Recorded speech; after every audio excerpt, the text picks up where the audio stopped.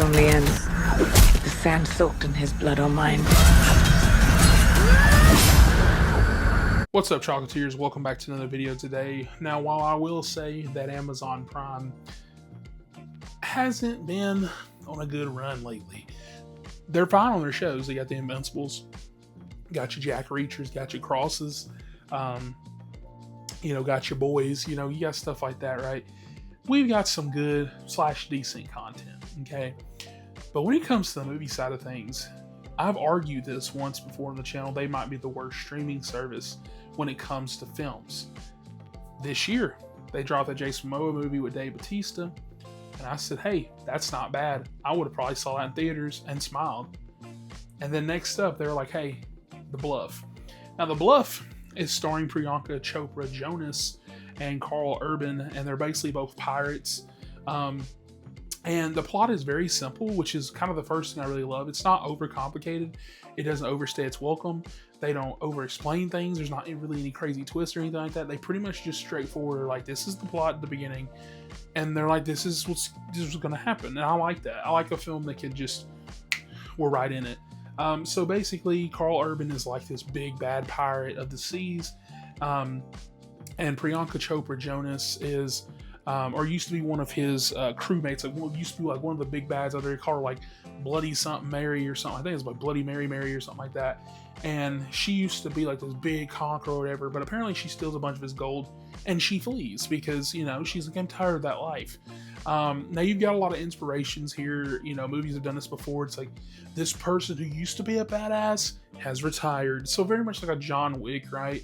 Like where he's like, I'm tired of killing, impossible choice, baby. And he's like, I'm tired of retiring, got my wife, and that's what's up.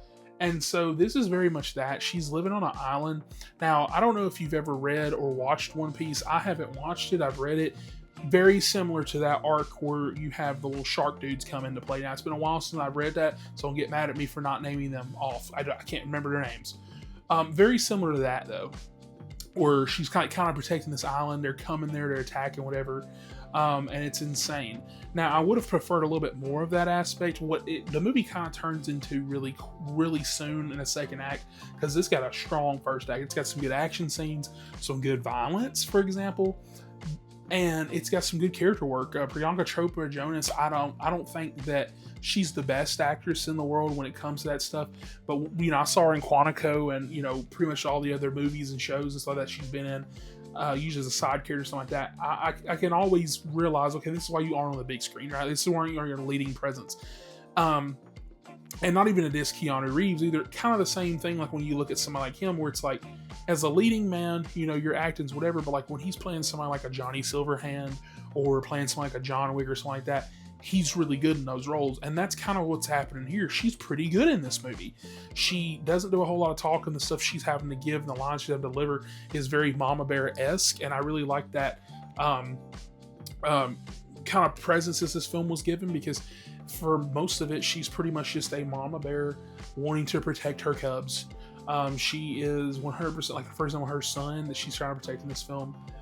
He's sick. He's got like a crutch. He's got like some braces on, stuff like that. And she is, there's like a scene like we're about to attack him. And that's when she fully locks in. She's like, hey, no more playing games. I got to reveal who I am. And she kills these two guys. And it's pretty brutal. The action scenes are pretty good. I would actually argue the action scenes are pretty good throughout. Now, my problems with this film, it starts getting into the second act. The second act kind of takes a little turn where they do that thing that a lot of streaming movies like doing.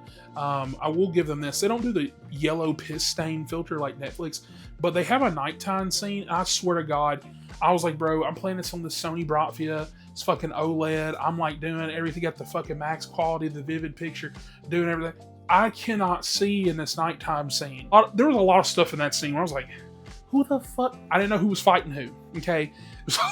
I wish they would have filmed that stuff better. And it's kind of like the downfall of the film for me, because even by like the end, like close to the third act, there's like a tunnel scene. I guess it is still in the third act. It's like a tunnel scene. It's also very dark. You have people shooting, and I'm like, okay, okay, that's Karl Urban. Okay, well, we know she's here. Okay, who did she just kill?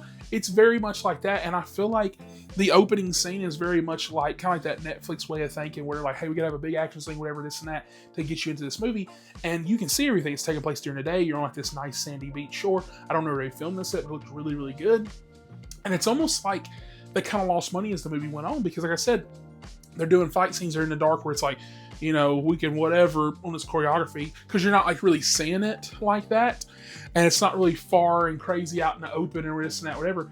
And then at the end, you get a really good fight scene, the one they kind of tease us with, where you get Karl Urban and her fighting, and I really thought that was really good too. But even like that background looked awful, and I was like, whoa, what happened to the background and set at the beginning of the film?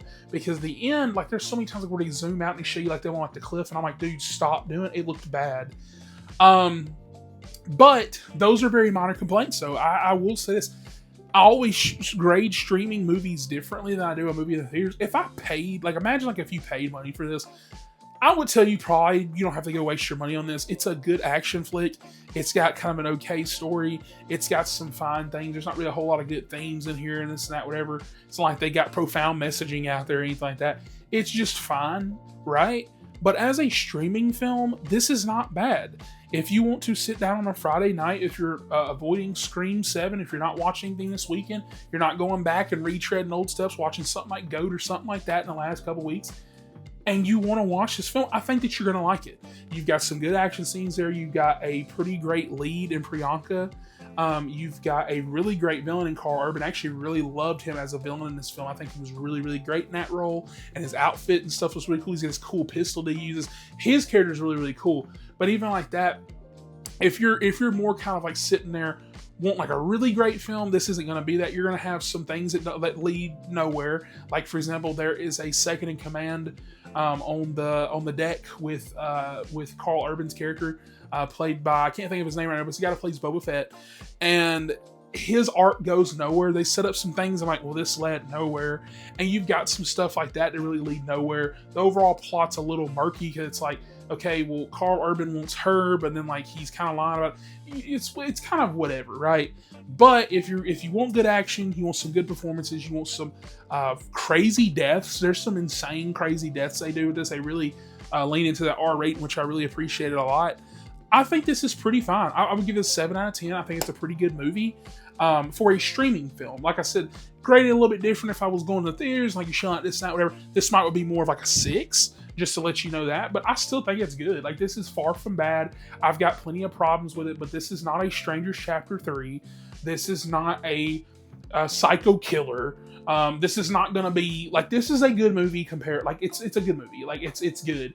It's like I said, I've got a few problems here or there, whatever, but with that being said, like, subscribe for more. Comment down below, let me know your thoughts on this film if you watched it. I actually forgot it was coming on. That's why the review's a little bit late, because I got a notification yesterday and I was like, The Bluff is out. I don't know why I thought it was next month, but anyways, we're late to the party, but I enjoyed my time. And so yeah, with that, comment down below, let me know your thoughts on this film if you liked it, if you didn't.